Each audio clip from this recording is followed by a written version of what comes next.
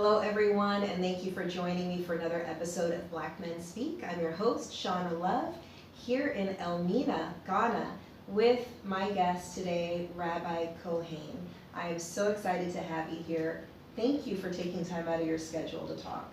Well, you're quite welcome. I'm interested in the work that you're doing, so it's my pleasure to take time out of my schedule to accommodate you. Wonderful, wonderful. So Rabbi Kohein is originally from New York. Mount Vernon, New York. Mount Vernon, New York. Yes. Whoop, whoop, represent. Absolutely, All right. absolutely, very proud. And you've been living here in Ghana for how long?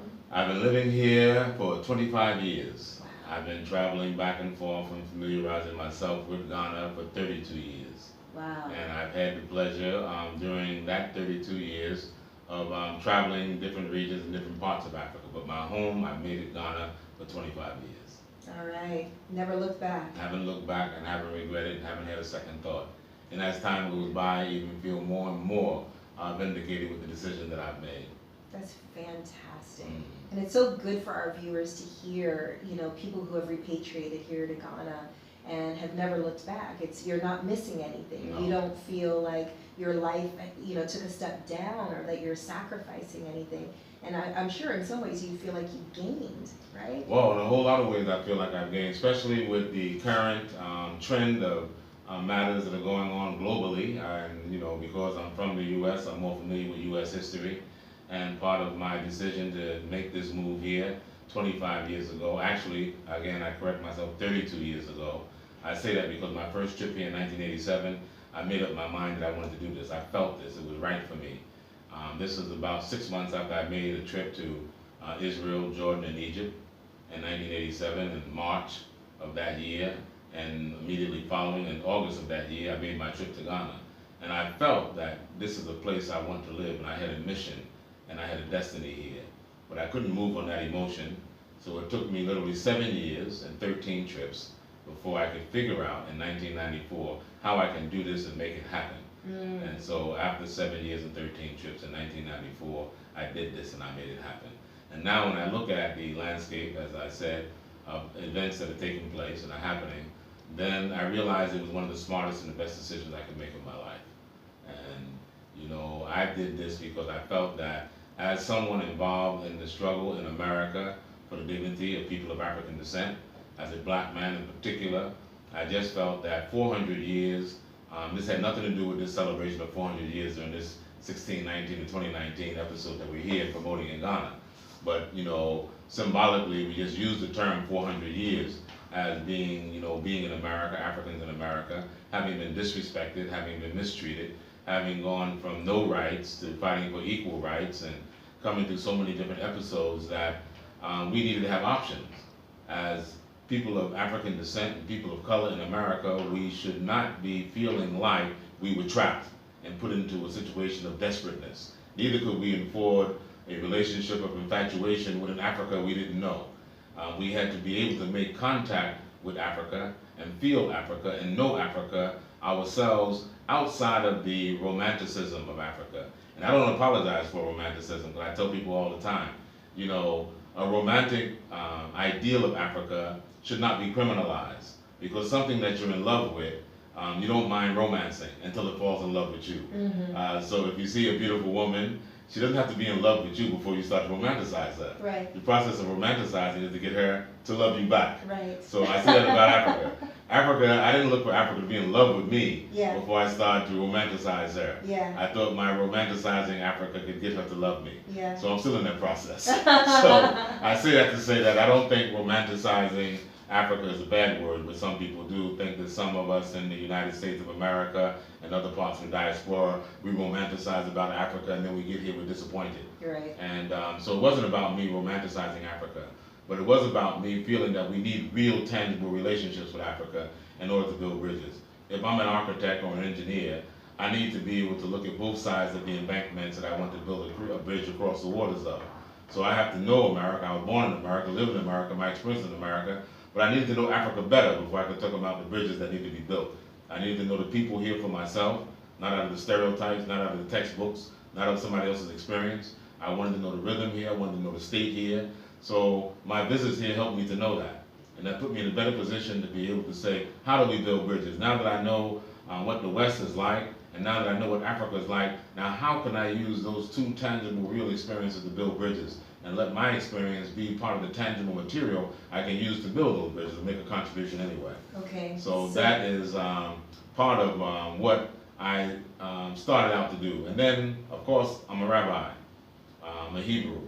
And in my research and my study, most people will ask me the question, how can you be of African descent, your ancestors having gone through slavery, have come up through the black experience in America, and then you come up with this idea that you also are a Hebrew or an Israelite or a black Jew? I mean, how does that make sense? So, of course, I've always had to, confront those questions and bring to people's mind that it's not as far-fetched as you think. Some people do research and call it the 10 lost tribes of Israel. Of course, that's never my reference, but I've always said that the Hebrew diaspora is much larger than the European experience. And because the African experience has been obscured, overall in general, people don't know Africa nor the peoples that make up Africa. And my idea of the original Hebrew people, experience, culture, is that it was born in Egypt. The whole tribe and community and family and nation of Israel was literally born in Egypt. Jacob and his 12 sons having come out of Egypt, Moses himself having been born in Egypt, which brought the children of Israel out of Egypt, made it rooted in a Kemetic culture, and very much identifiable with Africa. But because most of the African presence in the Bible has been removed out of the Bible, people have this far-fetched imagination that how can you be of African descent and have any association with the Hebrew family? Well, there's a long history of that in America that nobody has really talked about. And you're talking about genealogically, Absolutely. Biologically, Absolutely. not just the culture Absolutely. of North Africa, of Absolutely. Egypt, right? Absolutely. So, in that respect, we know traditionally most of the captured and enslaved Africans brought to the Americas were forced into Christianity. That's a given in history, we know. A lot of people have been a part of the advent of resurrecting the Islamic connection with some of the many of the African American population in America. But nobody talks about this long-lived and held tradition of Hebrews who also come through that transition and have there as early as the first presence of Africans brought from the west coast of Africa. And our tradition, our family, those in our community can trace themselves back to that long-held tradition of which I come out of. And I wanted to go a little further. I wanted to be able to come back and trace that through Africa, starting through West Africa, and find out, are there communities, was there contact with, physically, the Hebrews coming through West Africa, having migrated from East Africa? Was there a history of that? Was there a trail of that? And I found enough traces of evidence to motivate me to come here to look for more evidence. And that's what brought me here in the beginning, besides all of what I just mentioned. It was kind of like multifaceted. It wasn't just one reason that I came here. Yeah. And certainly that was one of them. You had work to do. A lot you of had work. a lot, yeah. A lot of You work were to being do. called. Yes, it was a calling. Nothing short of that. My short answer to people who ask me the question, what made you come here and why did you make this move? I say destiny. Yeah. Yeah. And I know that in most of the Western-oriented educational systems that we come through, we all are made to make career choices. But years ago, especially with the Oriental or more of the Eastern or African-centered educational systems, you find when young men and women started out in life, more than making a career choice, we always encourage people to find out what their destiny was. And then follow that destiny. Yeah. So destiny was more important than career, and actually they were synonymous.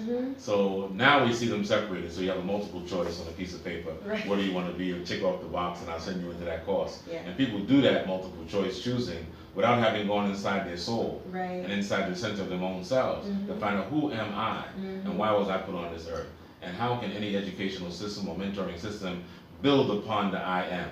Right. And that is what I sought, and I sought that early in life, and I saw that Africa was a part of that, and that I fulfilled the extent of what I had the potential to be in America. And I felt the rest of my destiny was across the Atlantic Ocean, and I had to finish my journey on this side.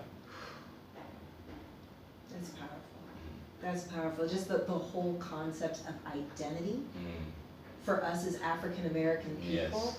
And I see my brothers and sisters in our communities where we invent names and we try to find, and I remember there was a phase like during the 80s and the 90s where we had all these French sounding names and we were trying to have these names that made us feel like the value that we have intrinsically, that we wanted something to match what we knew inside was there, but yet nothing in our world validated who we are, right? Said well. I'm glad that you started, that you addressed that question, right? Because I know a lot of the audience is going to be thinking the same thing, like, how are you a rabbi and you black and you from New York and now you in Africa? Like, what is all that about? All that about, but it all does coalesce, and it is your true identity. What I'm hoping you can do, because I know that this is a missing piece for me and I know it's going to be a gap for a lot of our listeners, can you draw a little bit of a timeline to put this in some sort of context for us? So if you went backwards, right, from the transatlantic slave trade backwards to West Africa, at what point did those people connect back to the same Hebrew or Israelite tribes? I heard you mention East Africa. Were you talking about Egypt when you were saying that, or are you thinking like Kenya? What? Actuality, I mean, in actual fact, it starts with, I would say, Ethiopia. Most people go to Egypt because, of course, the history is that when the Israelite nation started coming out of the land of Kaani, which is called Canaan, in the Bible, only 70 souls went into Egypt. And then when the story of the Exodus come out, we see that 600,000 men over 20 years old came out. That didn't count those who were under 20, nor the women, or the children. So we can estimate well over 2 to 3 million people coming out of 70 souls. And all of those 2 to 3 million were actually born and nurtured under a culture and a history in Egypt, Northeast Africa. Now that Exodus that we talk about, of course, went into what became known as the land of Israel, or Canaan land become the land of Israel. Now subsequently in history, we talk about the first captivity that went into Babylon. People talk about that, but what is not talked about and not historically known is the exodus that took place, or the dispersion that took place, I should say, not exodus, the dispersion that took place historically before the captivity. That happened in other parts of Africa, mainly into southern parts, as you mentioned, Sudan, Zimbabwe, back down to Ethiopia. Ethiopia, of course, has a trend of the Hebrews coming up out of the Beta Israel that come out of the period of King Solomon and Queen of Sheba. So these are Hebrew people, Israelite people who dispersed through different parts of Africa before the time that they were taken into slavery in Egypt. Absolutely. So this is where we get the population of African Hebrews that eventually will make themselves part of the populations of Central and Western Africa, where we had the migration and the great push of many of those Eastern nations that came into Central Africa, other parts of Northern Africa, that end up making the populations of the ancient kingdoms of Ghana, Mali, Songhai. These were the flourishing African kingdoms that end up being a part of the West African kingdoms before you had the conversions into Islam. And it's out of this you got such great personalities of the Mansa Musas, his uncle Abu Bakari II, great men, great women, great kingdoms, that you find that many of those great men, women, and kingdoms, you had many Hebrews that were part of those kingdoms. Now this has not, they're not even touching on the part of those Hebrews who were part of the Spanish and Portugal kingdoms of the Moors. When we say Moors, they were dominant culture. It doesn't mean that the Moor was an ethnic group per se. Okay. There were people who made up the Moors. Right. So in those people who made up the Moors, you find so many Hebrews that were part of that. Now we know that some of that is picked up with the Moranos, with the Spanish Jews that ended up in South America, parts of the Caribbean, and parts of North Africa. It's put up that way. But what is lost in that narrative is those who were of the authentic African stock. What people don't realize is that there's not like one period where the Hebrews were ever, as a nation, were ever what we would call purely Semitic or Shemitic. See, remember the whole house of Joseph. Joseph married an Egyptian wife. Right, that's so both right. Ephraim and Manasseh were always part Kemetic, part Shemitic. Yeah. You find Judah was the same thing. Yeah. You find Levi was the same thing. These were the chief households that made up the nation of Israel. So at its very foundation, you've always had this Hebrew nation of color that had a natural affinity to the African continent. So those Hebrews, whether they came before or after the enslavement of Hebrew people, definitely before. Oh, right, the ones that came before, even the ones that came after, all the Hebrew people that dispersed throughout different parts of Africa, did they continue to follow Hebraic tradition? Absolutely. The only difference is that we must remember the idea of religion is a new concept from this ancient world. See, the Hebrews were a people, and in the people's culture was their spirituality. See, what makes the twist with people when you say Hebrew today, maybe you think about the religion. So you say, how many synagogues did they have? How many temples did they have? Right. But especially when you say Jewish. Absolutely. People automatically think. Go that way. Oh, you're talking about a religion, absolutely. Not a race. So see, now that concept didn't become relevant to the Hebrew people until after the Hellenistic period. It was really after the Greek domination of Palestine or Israel that we will find that everything under the Greek system had to be systemized to fit within the Greek system. So our culture almost became a society which became a religion. Yeah. So this is where that concept of the religiousized Hebrews come in, and Jews. Collapsed everything. Absolutely. That's why you see Jewish pop up in the New Testament, which most Hebrews don't even follow. Right. So that's where you see the term Jew right. and synagogue. You never see that in the Old Testament, in the Hebrew documents. Yeah. Because there is a culture and a people. Just like you come here. My ignorance of growing up in the West, when I first realized that the Yoruba from Nigeria were in New York, and I've seen brothers and sisters associated with that society, I said, oh, they belong to the Yoruba religion. It's the same thing when I seen people who were from Ghana, and they joined the Akan society. I said, oh, they're part of the Akan religion. Because we were trained in the West to think that somebody's culture is their religion, especially if they associated how they prayed, how they gave respect to their deities, how they did their rituals. Right. But I realized as a Hebrew, we never thought of ourselves necessarily as a religion. If I turned it to Jewish and Judaism, yes. But if I really went back to our Old Testament orientation, there's no such thing as the Jewish religion in the Old Testament. There is the Hebrew people, the Israelite people who had a culture. Inside of our culture was our spirituality. We had our own cycles of the year, which we call holy days. We had our own taboos, the things that we did, things that we didn't do, things that we abstained from, things that we participate in. So that's the culture. But it's only on the African continent that I got to know the diversity of cultures and wherein lie the spirituality, the power, and the content of the people's spirituality that I learned this is the same as the Hebrew. Because when I learned more about who the Akan were, or sorry, who the Asante were, who the Ewe are, who the Yoruba are, who the Igbo are, all of them are a people with a culture, with a language. And inside their culture and in their language, they have their rituals, they have their rites, they have their understanding of their deity, the name of God, their ancestors, but none of them will ever call it a religion. It is just their society, it's the way they live. And that is the exact same thing. You never heard Moses talking about or propagating Judaism.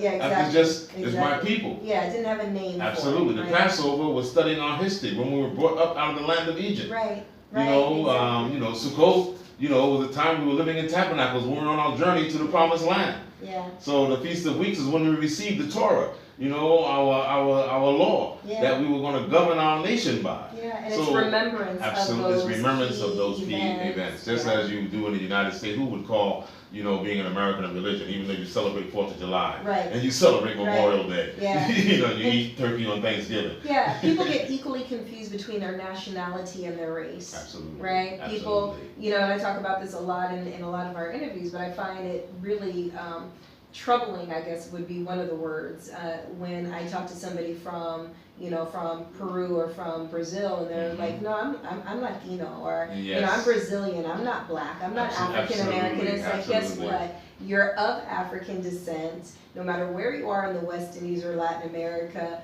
That's still the Americas. Absolutely. So technically you're still African American. You're just in the Caribbean of the Americas. Right, exactly. So you are still an African American or an African in America. Exactly. Yes. But I find it fascinating when I think about the Lemba people of South Africa. Absolutely. Right, who still, even to this day, practice Judaism in its very, very like strict form of Judaism. Orthodox. Very Orthodox, and they've had this tradition also of the male priest, and only the men could be priests. One of the articles that I read it was absolutely fascinating, where they did DNA testing, and they found that the Lemba priest had this DNA marker that was only present, or it was disproportionately present with Hebrew priests that came down from Aaron, specifically Moses' brother Aaron. And if there are certain types of priests that had a specific priesthood within Judaism, and they're the only ones that have this DNA marker. I'm contradicting myself, and I want to get this right. They have this genetic marker disproportionately greater than anyone else in the global population of people. And that's how they're able to trace it back. And so the Lemba people, which is this tribe of people in South Africa, have that. The men, not the women. Yes, you're right. The men. That's why I try to explain that population coming into southern and central Africa, which is very rarely traced up until recent days, where the Lemba are part of that. Of course, the Palasho or Beta Yisrael in Ethiopia, they've been known to the world for about the last 150 years, that they've come to the attention of broad mainstream, I should say, of the world. They've been known all along. Yeah. But they've known it all along. They finally got acceptance from Israel, and they finally got acceptance and recognition from the rest of the world that they are Hebrew people. They have been practicing Judaism for thousands of years. Unlike a lot of white Jewish people like my family and my ancestors who come on my mother's side of the family, who come from Europe, and many of them were converts to Judaism. And you find, as you say, Beta Yisrael, Ethiopia, the Lemba in South Africa, all of these go back, and they are practicing the Mosaic Torah Hebrewism, for lack of a better term. That it goes back as the most ancient Orthodox practice of the laws that we can find any other section of Jewish or Hebrew people practicing. And so, therefore, we had to know that there has been a migration of this Hebrew family into Africa, its interior and in the south, that has not been recorded until this current day. And I said that skillfully in the beginning, how African history has been obscured in general. And because African history has not been told, therefore there's been many cultures that have been lost. And because of how important that the Hebrew as the foundation of the Christian and Islamic religions is concerned, we found that is a very serious discussion that must be had and held, because the Hebrew culture is the foundation of Christianity and Islam. So with that being obscured amongst the cultures of Africa, then we find this is a very important fact that must be explored even further. Absolutely. You mentioned Christianity, and I'm a practicing Christian. What's the conflict for us as Christian people? Most of us, the African Americans, are Christian, right? The majority of us. What's the conflict between that and this Hebrew culture that we come from, and our Hebraic roots, for those of us that have them? Well, and we're not saying that all African Americans are Hebrew. Right. We're not saying that. And we're not saying that all Africans are Hebrew, right? Yes, absolutely. No, not at all. But those of us who do have that Hebraic lineage, or not, what's the big conflict there? Is it accepting Jesus as the Messiah, right or wrong? Where's the gap there? Well, part of the gap is in the indoctrination of how we've been taught the doctrine. We have been taught that as Christians and from African descent, that we are Gentiles converting over to Christianity. We're not taught by doctrine that we have the potential to be or are part of the ancient families that make up the Bible in general, whether they be Egyptians or Canaanites or Cushites or Israelites. We're seen almost as a people that are abstract from the populations of the Bible, converted to the doctrine of Christianity, but yet in our lifestyles and how we've lived and how we've developed kind of like a subculture in America, we lived as if we were the people of the book. We referred in the old plantations to the master's house as the Pharaoh's house and the big house, our spirituals and our songs and our liturgy and the black church is as if we are the old Israelites go down Moses, tell old Pharaoh to let my people go, Yeah, that's right. wading in the water. Yeah. All of this is taking on the spiritual personality as if we were the Hebrews. Yeah. But the doctrine, in a sense, forbids us from crossing that bridge To say that we are, Yeah. that we actually are those people. Something has said, well, the feeling is there, the spirit is there, even the antics are there, but oh, wait, that's not the actual doctrine. I'm actually a Methodist, I'm actually a Baptist, Yeah. and this is what the Baptist doctrine is, and this is what the Methodist doctrine is, or this is what the Catholic doctrine is. And it doesn't say that we are those people. It just says that we are of a tradition that has adopted our spirituality from those people, but we are not those people. Can you take a moment and look at the audience and tell them what it means to honor your inner knowing about your identity, whether you have anything external to validate it or not? Well, I think the power of knowing oneself is the most powerful experience that any human being can have. That's why our ancient temples in the East, in Ethiopia, as well as in Egypt, they had the equipment on top of them, man, know thyself. The knowledge of oneself and the experience and realization that God is in each and every one of us, and we're empowered from internal substance of knowing God is much more powerful than any external factor that you're seeking to validate the I am. The I am is a powerful self-realizing mechanism that each human being has, and that's why the Bible starts off in the book of Genesis by saying that God made man, including women, in his own image and in his own likeness. And that's the most empowering statement we can have. No doctrine should ever separate us from that reality of having God directly connected with us. So when you want to see God, look in the mirror and let God go. Let God come out. Let God be. That's why we are beings. We're in that image and in that likeness. Me accepting, knowing, and realizing that I have that living connection with the living God of the universe, and that I am of that people, the Hebrew, the Israelites, knowing that of myself has been the most empowering moment of my life of self-realization.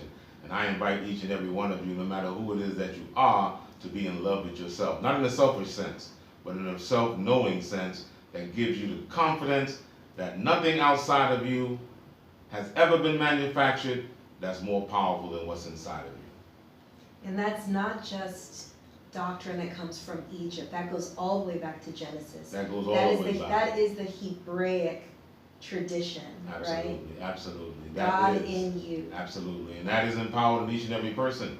And that is something that frees every man and every woman. And as was just said, that's not just a Hebrew tradition or an Egyptian tradition. That's a universal principle. And for every human being that walks the face of this earth, to be able to say that God is moving, living in you and through you. And the closer you come to realizing that and realizing who you are, then the closer you know and come to be next to God. That's so rich. It's so rich and it's so powerful. And I want to dive a little bit deeper. And for our audience, I promise I'm going to get to our prompt. We are going to get to what's hurting black men. But I want to go a little bit deeper into this. This notion of God indwelling each and every one of us. This notion of having this deep spiritual connection with the Almighty who created all worlds. Not just this world, not just our solar system, but the entire freaking cosmos and the multiverse, right? Because there's not just one universe, Absolutely. There are many universes, Absolutely. right? Is that the same thing? Because I think people get mixed up between, is that the same thing as saying, I am God? No, I think that when we look at the I am principle, and I'm happy you brought us to this point, because see, in the Hebrew, when we use the term creation, it really is not a singular term. When you use the term even heaven, not heaven like someplace you want after you die, but the heavens in terms of the cosmos, it's not singular. This creation is ever expanding every day. There was no such thing as creation stopped and it's fixed. Right. It's the same thing with our being. Yeah. That's why we evolve every day. That's why our mind expands every day. That's why our body, we are a creation always creating. We're always in motion. We never stop. It's not fixed. So when we look at the creation of this universe, this cosmos, we say the creator is the creator of all worlds and the master of all souls. There are so much, the dimensions of this world and universe is like our brain. We live our whole life without having even broken the crust of it. Because the closest thing that comes to measuring the heavens and the universe is our mind. And there's no limitation to our mind. We may be limited in our mind, because that's the limited space that we choose to live in. But our mind is not limited if we choose to explore the extent of it. And most of us would be blown out of our own mind if we tried to go to the extent even of our own mind. True. So creation is like that. God is like that. God is not even singular. One of the most things we make the mistake, we say in the beginning God created the heavens and the earth. And those who are reading the Bible, and they say, well, then it says, let us make man. Who is the us? Then Christians say it was Jesus. And then, others say, well, it was the Holy Ghost. And then others say, well, this. The us, first of all, when we think of the first statement in creation in the Hebrew language, Bereshit bara Elohim et hashamayim et ha'aretz, meaning never God the singular. Elohim was always the gods. It was always plural. The forces of creation, the forces of nature, is not in a singular sense.